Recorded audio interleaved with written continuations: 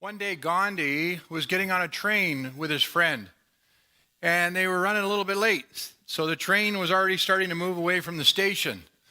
And as they hopped onto the train, one of Gandhi's sandals fell off and landed by the track. Now, we would probably go, no, and worry all day long that we lost our shoe. But without hesitation, Gandhi took off his other sandal and threw it off by the track. And his friend said, Gandhi, what did you do? I can't do the accent. Now you are barefoot. He said, yes, but the man who finds the one shoe will now be happy that he has a pair to wear. All of us have things of value that we can share with others, like those sandals. When we have a hallway meeting or a casual encounter with someone and we share a little bit with them, that's kind of on accident. It's like the first sandal that falls off.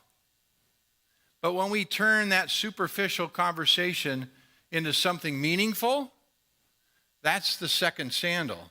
That's when we're giving on purpose, not on accident. Now, some of you might be great piano players or be able to cook. I'm able to eat. Some of you have the secrets of being a great spouse or parent that you can share with others. My experience and my talent happens to be in business and entrepreneurship. This local Garden Grove paper in 1972 printed this article of 3 kids who started their own organization to help fight pollution in their neighborhood.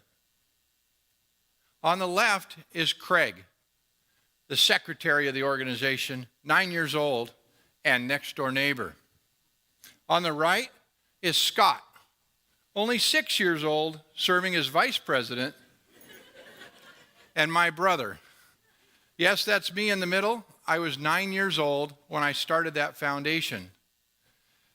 That started a spark of all of my years of business experience as an entrepreneur. I've built some great companies, and I've also crashed some to the ground at raging speeds. So that qualifies me as a true entrepreneur. I've learned so much over the years, ever since I was a little kid. And kids are creative, very creative. Philo invented the precursor to the television set that we now watch at age 15. Another 15-year-old got hurt in an accident, and he couldn't see out of one of his eyes. Lewis invented a way for blind people to read. And Frank, at age 11, kind of on accident, invented the popsicle, for which we're all grateful for on a hot summer day. And this toy truck was patented, yes, I said patented, by a 6-year-old named Robert in 1963. And it's not just a regular toy truck, it's transformable in 1963. Now, kids don't lack on ideas, they don't lack in passion, and they don't lack in energy. What we found with young entrepreneurs, the only 2 things they usually lack in are business experience and confidence. Now, they get experience from, or knowledge from us in seminars and classes that we teach, but they gain confidence through a matchmaking program we have where we match them up with a mentor who helps them as they build their business. You can do the same thing. You can provide knowledge and confidence by sharing information about what you do, what you're good at, and by building a mentoring relationship. We have a responsibility to help our next generation if we truly want to help change the world.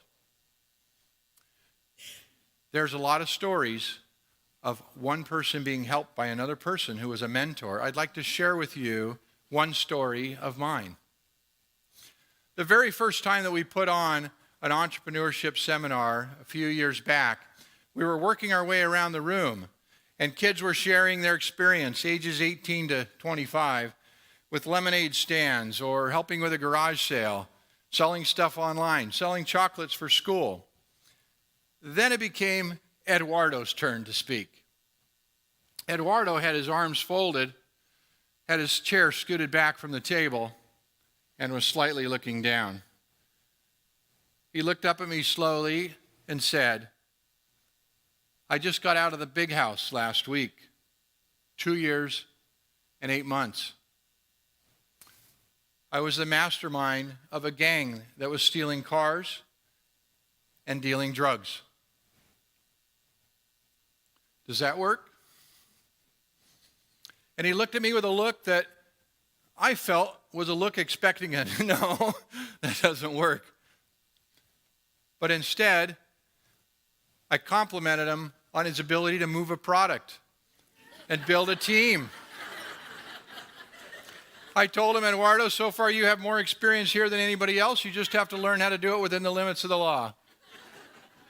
And then I casually moved on to the next kid, a young lady who was sharing her experiences. While she was sharing her experiences, I saw Eduardo sit up, unfold his arms, and scoot up to the table. I venture to say that it had probably been a really long time since Eduardo had heard a yes. We discovered during that seminar that Eduardo had a passion for cars. He just had to learn how to fix them and then give them back.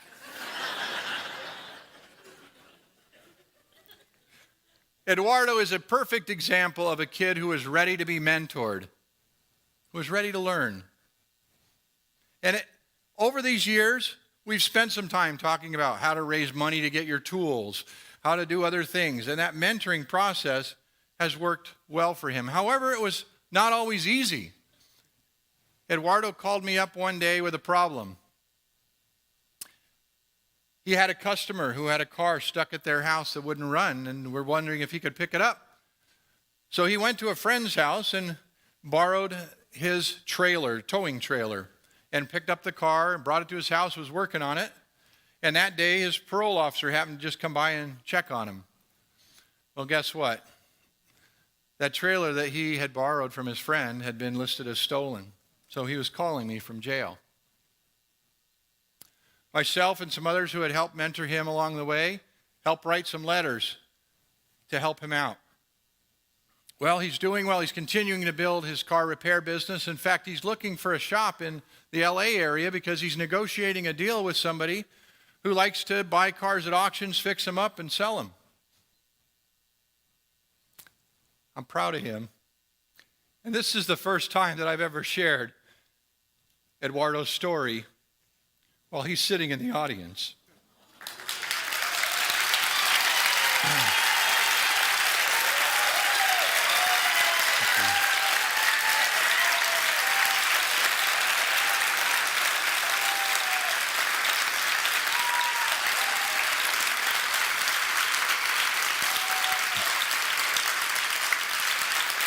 So where does our hope for the future really lie? Where does our best hope? I say that it's with the kids that are at risk, who have been through challenges. But let's define at risk for a moment.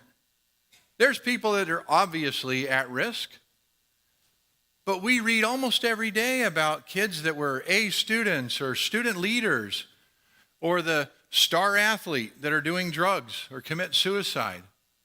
You know what I say? All kids are at risk. And that's where our hope lies for the future. Now the spotlight is on us, on me and on you sitting here at this TEDx event. What can we do to help change the world through our next generation? Now let me clarify something. Am I talking to an audience that's mostly adults? Oh, no, I'm not. No.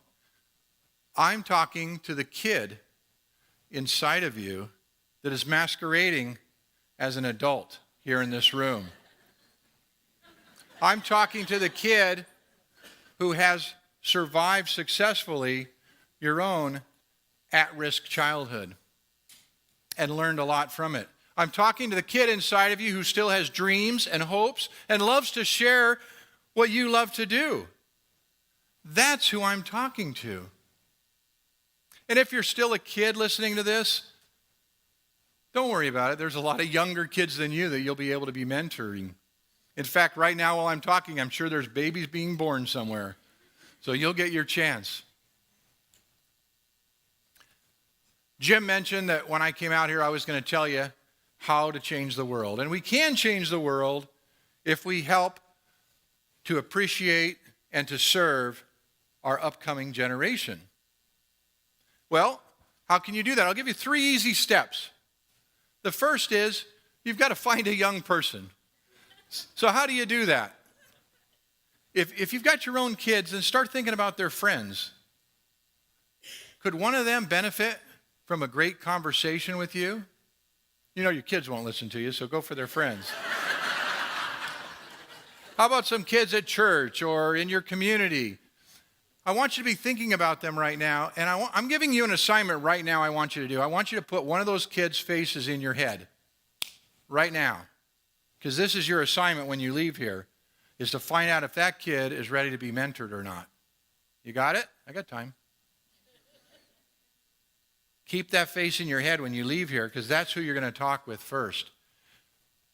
Second step is engage with them. Get eye to eye with them. Let the kid inside of you talk with the kid in front of you. Let them build a strong relationship. Let them benefit from one another. And last, I want you to share your time and share your heart with them. Build a mentoring relationship. You don't have to be their buddy-buddy. I don't know if we're buddy-buddy, Eduardo, maybe. By that laugh, I can tell I'm a good mentor. Share that time with them. Now, how can you remember this when you're done listening to me speak? Yes is right. Yes means give them both of your sandals, because they need something to wear when they walk into the future generations of their own. They'll thank you, and you will have done something to help change the world. One person can change the world if they only make a world of change in one person.